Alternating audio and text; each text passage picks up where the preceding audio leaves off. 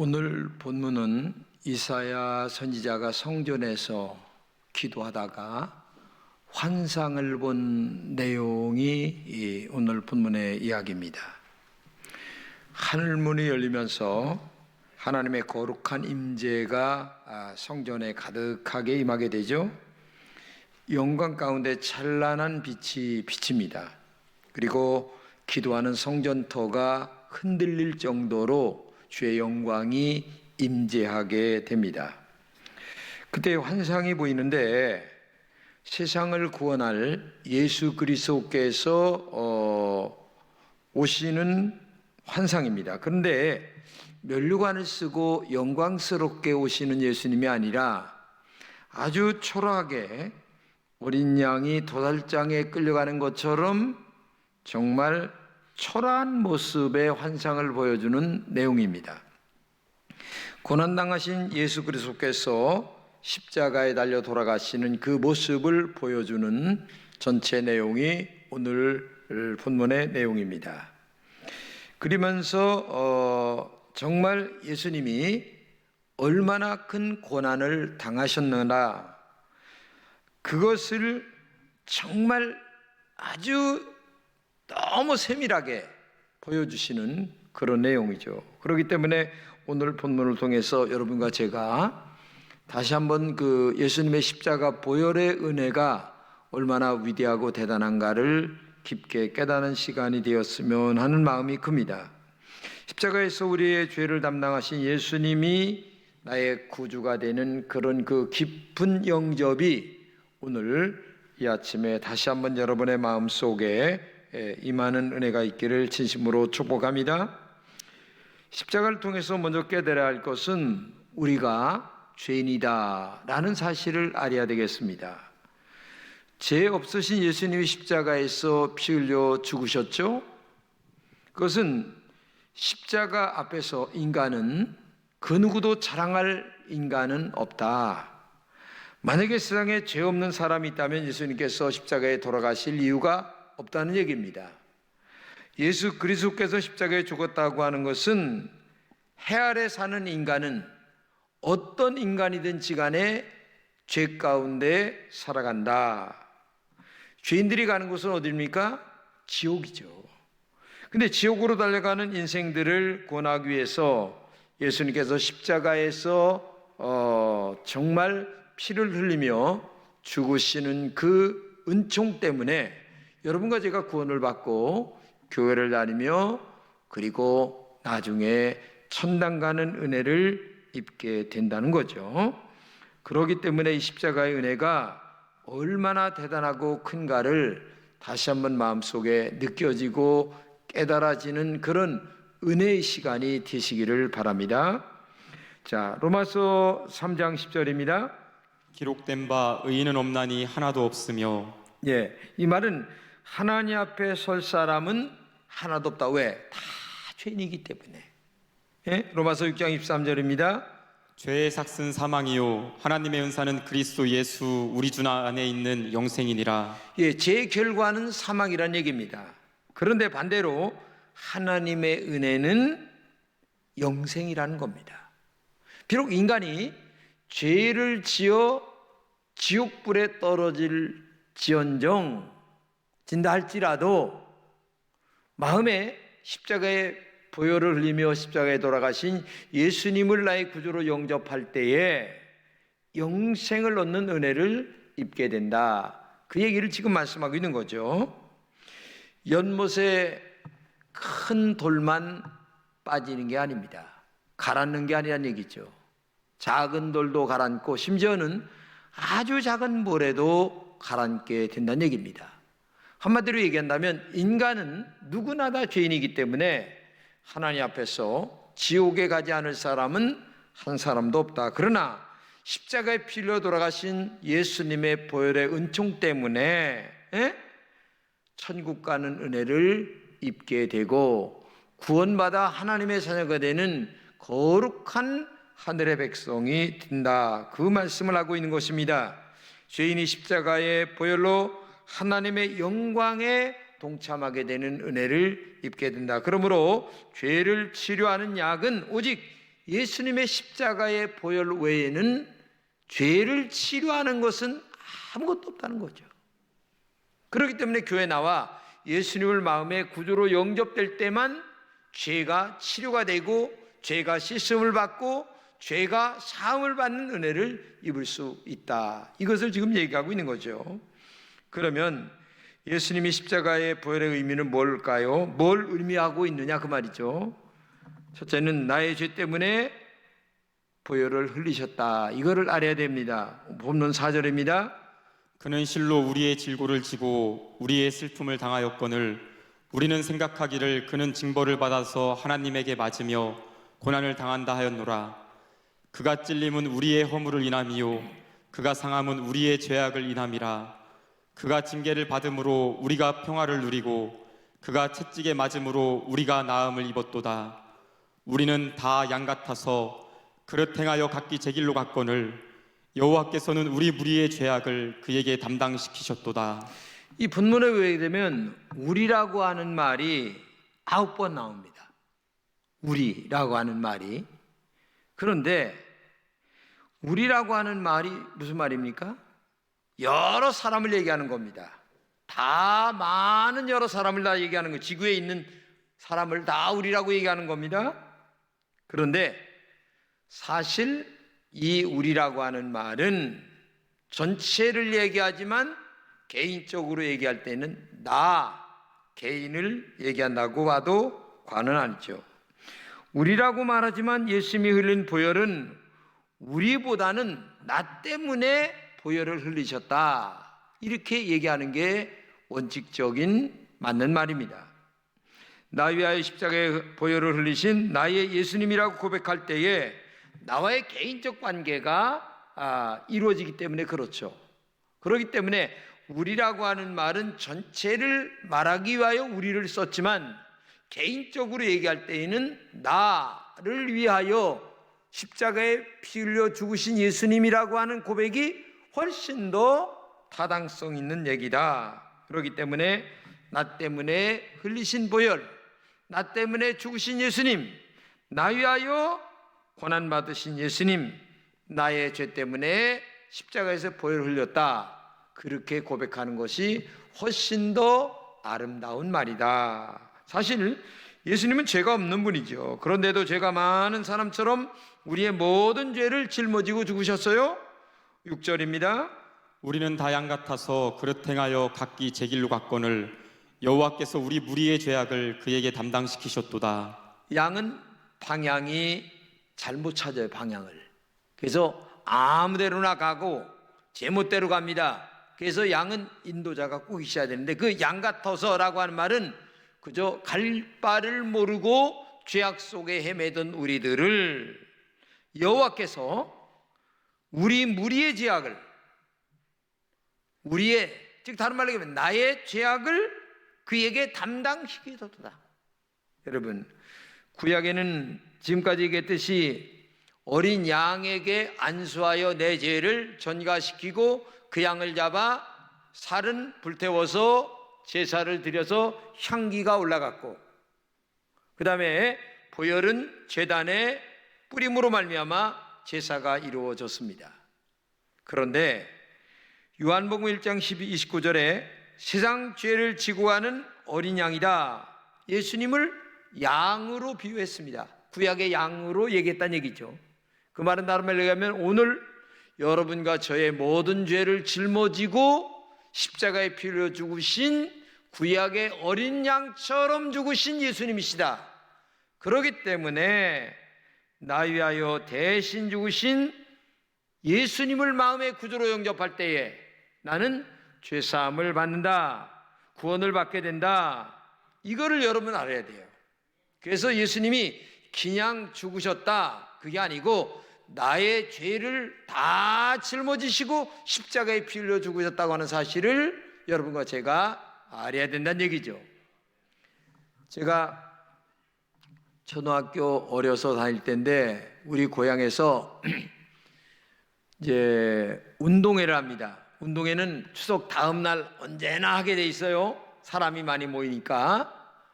우리 초등학교가 그때 2,000명 모였으니까 얼마나 큰 초등학교였나 여러분 알죠?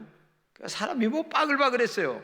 근데 운동회 끝나고 나면은 이제 고향으로 돌아가는데 그때는 버스를 타고 피발령고개를 넘어갔어요. 근데 버스가 얼마나 많이 탔는지 뭐 130명, 150명 탔다 이럴 정도로 아주 뭐 빽빽하게 콩나물시루처럼 만원이었어요. 근데 이 차가 피발령고개를 넘어오다가 차가 뒹굴어서 15명인가 죽었어요. 근데 굉장히 큰 사고였어요.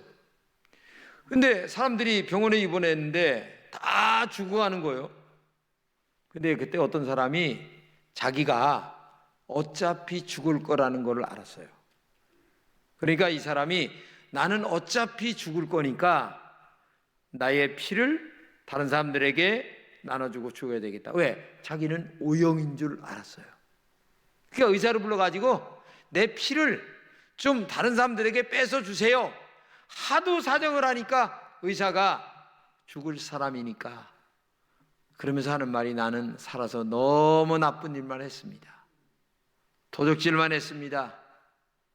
하여튼 그런 줄 아시고 마지막 죽을 때에 내가 좋은 일 한번 하고 죽을 테니까 이 내 피를 빼서 다른 사람 한 사람이라도 좀 살려달라고. 그러니까 의사가 빼서 진짜 다른 사람 살려주고 이 사람은 죽었어요. 제가 어려서 그런 사건이 이제 피발령고에서 있었던 일이에요.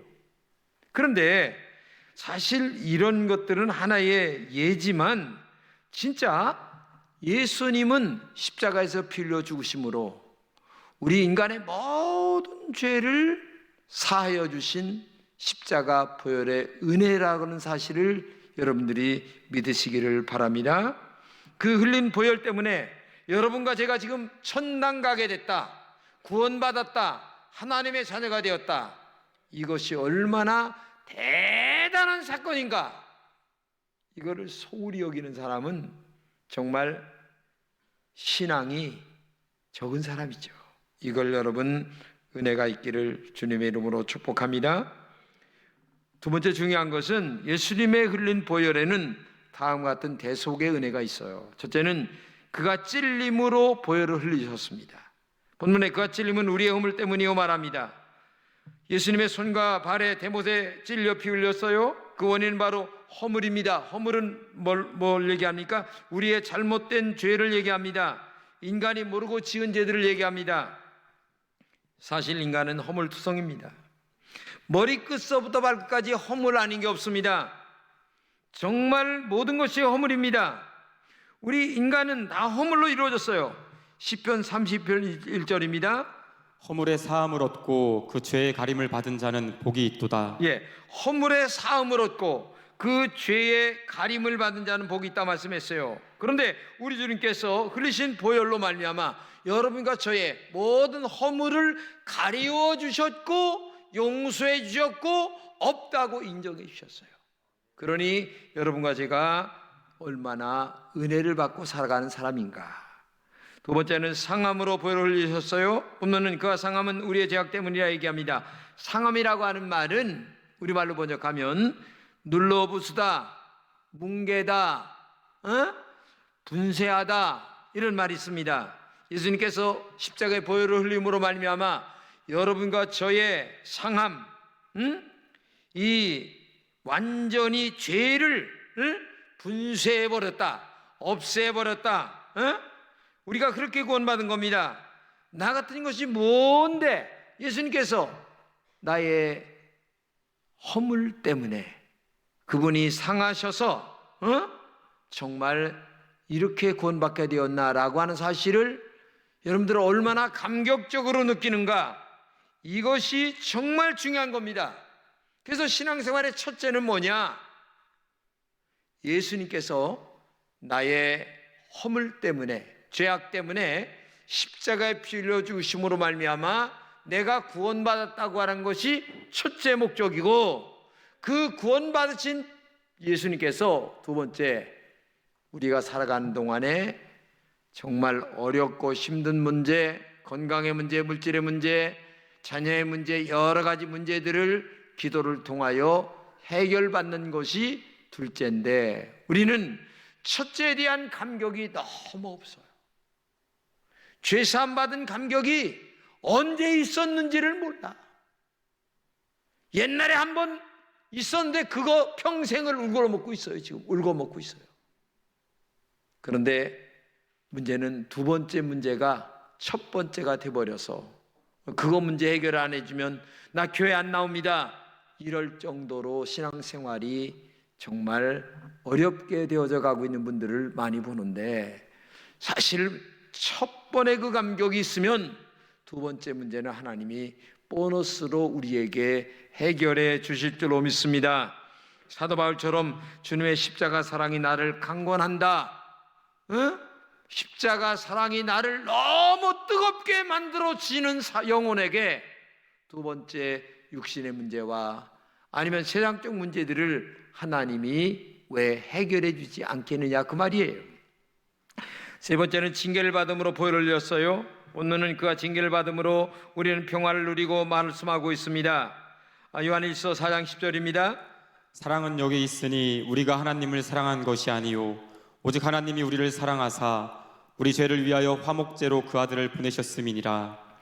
여러분, 내가 예수를 믿는 것처럼 보여도요, 하나님이 나를 선택하여 불러서 예수를 믿어서 하나님이 그 의로운 하나님, 도저히 하나님과 상대할 수 없는 그분과 도저히 상대할 수 없는 죄인이 화목하게 된 거예요.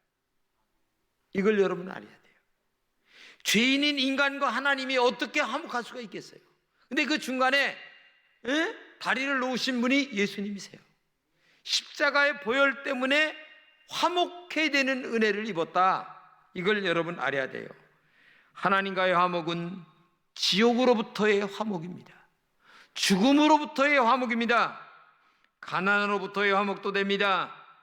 저주받은 엉겅퀴를 내었지만은 이 엉겅퀴가 십자가의 보혈로 다 떠나가고 하나님과의 화목이 이루어져 오늘도 예배당에 나와 하나님을 아버지라 부를 수 있는 이 은혜가 우리에게 있는 줄로 믿습니다. 네 번째는 채찍으로 맞아 보혈을 흘리셨습니다. 본문에 그가 채찍에 맞음으로 우리는 나음을 낳았도다. 죄가 없는 에덴 동산에 질병이 없었어요. 근데 죄가 있는 곳에는 육신의 질병, 모든 질병들이 난무하고 살아갑니다. 그런데 이런 모든 질병들도 주님이 채찍에 맞음으로 고침을 받았다 말씀하고 있어요. 베드로전서 2장 24절입니다. 저가 채찍을 맞음으로 너희는 나음을 얻었나니. 네, 영혼의 나음만이 아니라 육신의 질병도 나음을 받게 되는 줄로 믿습니다. 정말 이 십자가의 은혜에 감격하여 교회 나와 믿음으로 진실되게 기도하고 믿음으로 기도하고 하나님의 능력을 믿고 기도한다면 여러분의 질병의 문제도 하나님이 해결해 주실 줄로 믿습니다. 우리가 이런 십자가의 보혈을 생각한다면 정말 믿음으로 살아가야 됩니다. 말씀대로 살아가야 됩니다. 주님을 사랑해야 됩니다. 복음 전하는데 앞장서야 될 줄로 믿습니다. 그런데 안타깝게도 제가 저를 보아도 옛날에 신앙의 첫사랑이 많이 식어진 것 같아요. 그것이 너무나 마음이 아파요. 제가 설교를 준비하면서도 옛날에 내 신앙이 이렇지 않았었는데 왜 이럴까? 종교인처럼 되어서 할 수 없이 교회 안 나가면 하나님이 나에게 벌을 내릴 것 같아서 겨우겨우 나와서 인사 정도 드리고 가는 그런 신앙 정도에 머물러 있는 내가 가슴이 아프다라는 생각이 듣지 않을 수가 없어요. 로마의 시인 오비디우스는 이렇게 얘기합니다. 사랑받지 못한 것은 슬픈 일이다. 그러나 사랑할 수 있는 대상이 없는 것은 더 슬픈 일이다. 옛날에는 주님을 그렇게 사랑했는데 지금은 주님을 사랑하지 않고 신앙생활이 되어진다는 것 자체가 너무나 가슴이 아파요. 마치 부부가 살아가는데 사랑 때문에 맺어진 부부처럼 아름다운 것이 어디 있겠어요? 돈이 있고 명예가 있고 그것이 아니라 사랑 때문에 맺어진 부부로서 살아간다면 그 가정이 얼마나 행복하겠어요. 그런데 안타깝게도 부부란 이름하에만 맺어진 그 가정은 불행할 수밖에 없는 것처럼 오늘도 겨우겨우 그저 예수님이 내 문제 때문에, 나의 어려운 문제 때문에, 사랑은 아무것도 없고 어떤 조건 때문에 맺어진 신앙생활이라면 그것이 얼마나 가슴 아픈 신앙생활인가 하는 생각이 들 때가 많이 있어요. 우리는 예수님의 십자가 부활의 사랑을 받은 사람들이에요. 그래서 세상 그 어떤 사람보다 행복한 사람들임을 믿으시기 바랍니다. 그러나 내가 사랑할 영혼이 없다면 너무나 불행하고, 내가 사랑할 주님이 정말 뜨겁게 사랑함이 없다면 내 신앙이 불행할 수밖에 없는 거죠. 눈을 들어 영혼을 사랑할 수 있는 영혼이 있는가? 정말 나를 위해 십자가에 죽으신 그 주님이 내가 정말 뜨겁게 사랑할 수 있는 그분인가? 지금도 우리 가슴 속에 다시 한번 깊게 생각해 봐야 되지 않겠느냐. 소크라테스가 이런 말을 했습니다. 돈만 있고 덕이 없는 것만큼 추한 것은 없다. 비겁한 사람이 신체적 아름다움만 있다면 비겁함을 더욱 드러나게 할 뿐이다. 정의와 덕이 없는 지식은 지혜가 아니라 간사함이 된다. 출신과 부모의 명성만으로 위세를 부리는 것만큼 수치스러운 것도 없다. 이런 말을 했습니다. 혹시 나는 종교인으로 교회를 다니는 사람이 아닌가? 정말 십자가의 보혈의 힘이 나의 심장을 요동치게 만들고 있는가? 에베소 교회처럼 첫사랑이 뜨거움의 설렘이 지금도 있는가? 아니면 에베소 교회처럼 첫사랑이 식어져 갔는가? 나는 십자가의 보혈의 은혜가 너무 크기 때문에 빚진 자의 마음으로 오늘도 예배당에 올라오는 그 기쁨이 있는가? 그래서 몸둘 바를 모르고 빚을 갚으려고 정말 주님을 사랑하려고 하는 마음이 지금도 가슴속에 뜨겁게 울렁거리고 있는가? 대부분 많은 사람들이 자존심이 상했을 때 화를 많이 냅니다. 저도 그렇죠. 자존심 건드려 보세요. 인간 못 산다고 난립니다.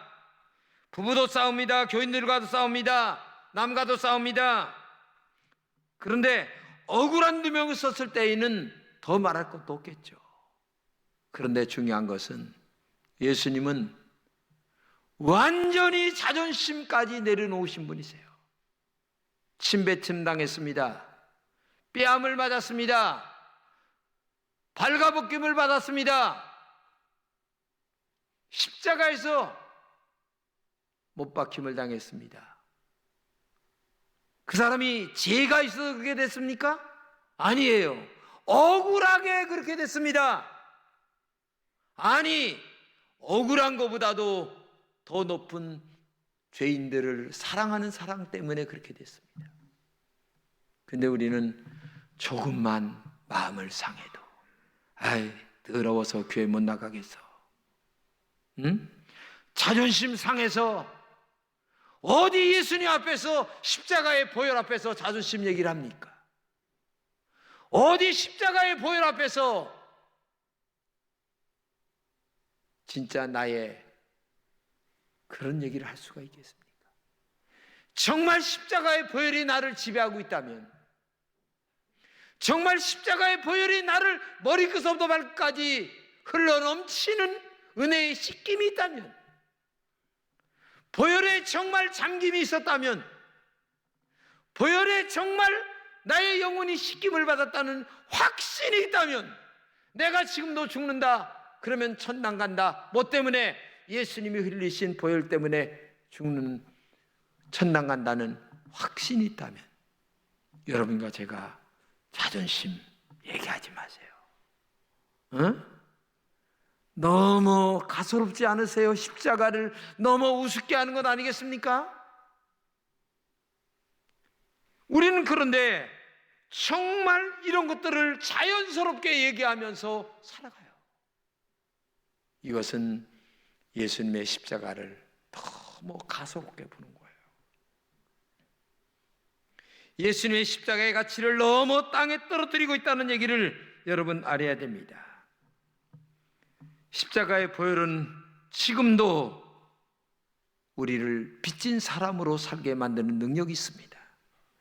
십자가의 보혈은 오늘 우리를 심장을 뛰게 만드는 능력이 있습니다. 다시 한번 용기 있게 살게 만드는 능력이 있다는 얘기입니다. 나를 죽이는 능력이 있습니다. 나를 절제하게 만드는 능력이 있어요. 어디 가서든지 십자가를 생각한다면 내가 죽고 내 안에 예수 그리스도만 살게 만드는 능력이 있어요. 저는 이 능력 안에서 우리 금천의 모든 성도들이 살아가는 은혜가 있기를 진심으로 축복합니다. 이 십자가 앞에서, 이 십자가의 능력 안에서 나를 죽이고 오직 십자가 보혈만이 자랑스럽게 여겨나가는 그런 우리 금천의 공동체가 되시기를 진심으로 축복합니다. 이것이 능력이고, 이것이 힘이고, 이것이 나를 이기고, 이것이 환경을 이기고, 이것이 그 무엇까지도 이겨나갈 수 있는 그런 영적 힘이 여러분들에게 나타나기를 진심으로 축복합니다.